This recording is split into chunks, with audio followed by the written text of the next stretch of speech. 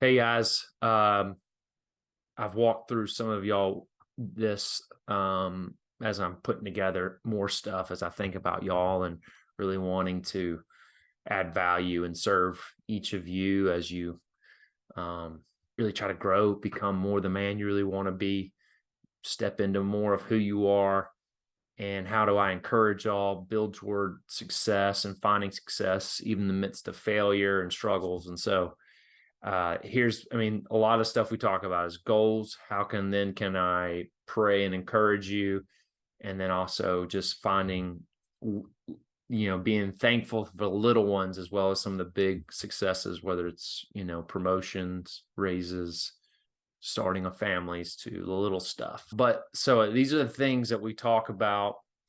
And the more and more, I hope, as we continue to dive in and build on this relationship, and as y'all discover more of what I'm doing, I really want to, how do we articulate, and this is where some of y'all have seen some of my fun little struggles with this little whiteboard, but as we talk about goals and aspirations, especially for 2024, what we want to achieve, where we want to go, and how I can best encourage you amidst of that. And then we can really celebrate our successes. What is the, oops, nope, I didn't want to do that. I wanted to do this. Okay.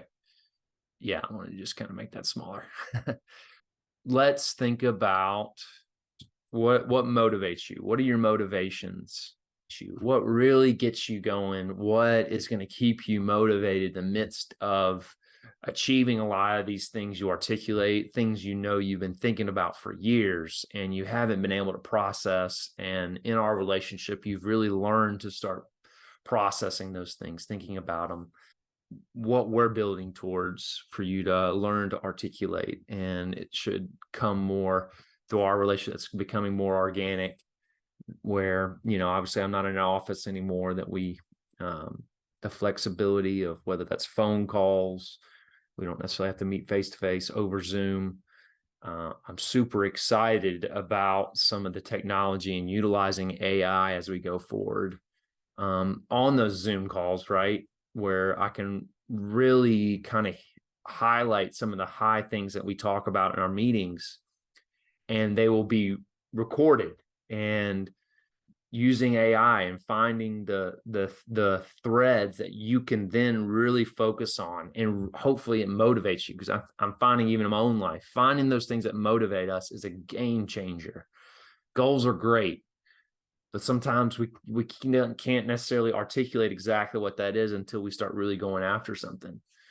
Prayer and encouragement is needed. Absolutely. That is something about the spiritual that all of y'all know, and know I've articulated. This is priority one for me.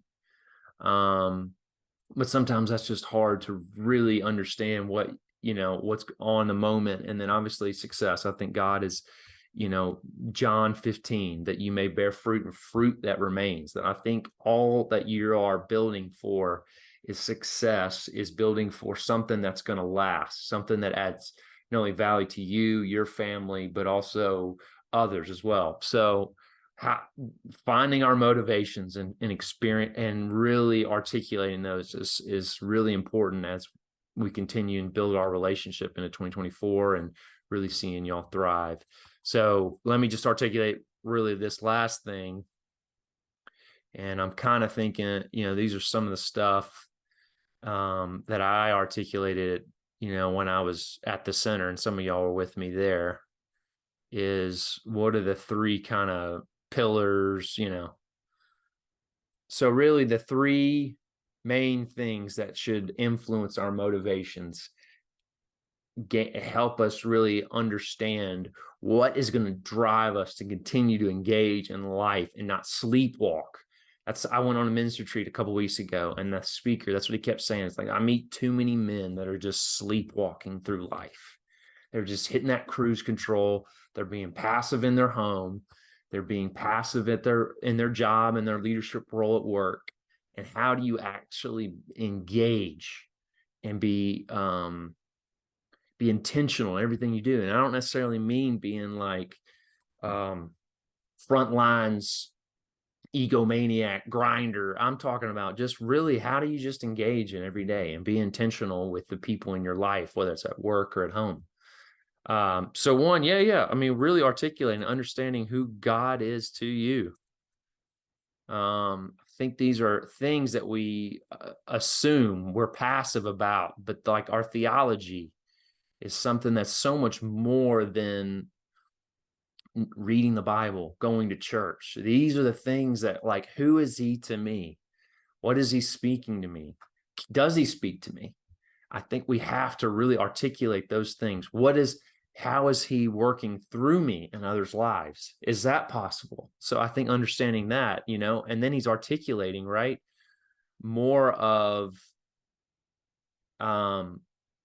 when we start really searching and understanding our theology, we can really understand more of our identity, understanding who we are, our personality, the philosophical points, that connection point between the theology, the philosophical to the psychological. What makes me tick? What makes me grow? What motivates me? Right?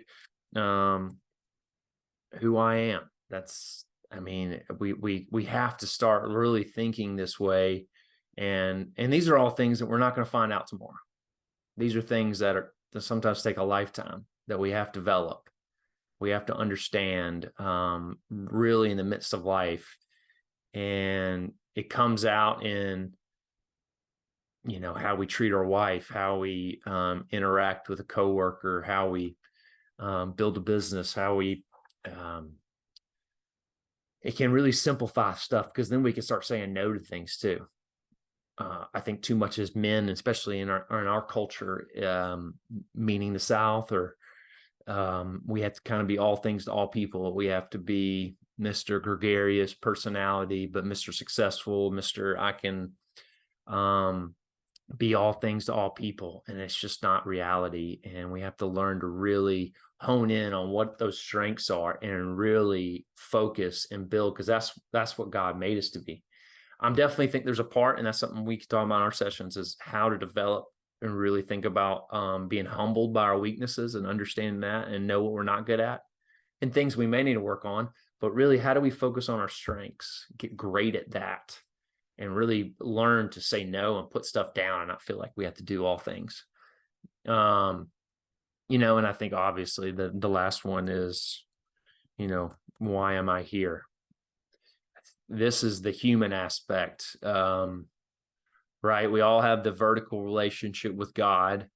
We have the, internal relationship in a way to ourselves, understanding who we are. The second greatest commandment, love your neighbor as yourself. I think that first understanding of how do I love myself? How do I know myself? How do I value this person, who God made me to be? And then that leads to the first part of that commandment, loving my neighbor. So who am I? And, purpose, the value of purpose, really, if your purpose doesn't have an understanding of impacting, loving, serving others, then you don't have much of a purpose. You have a very self-absorbed idea of purpose.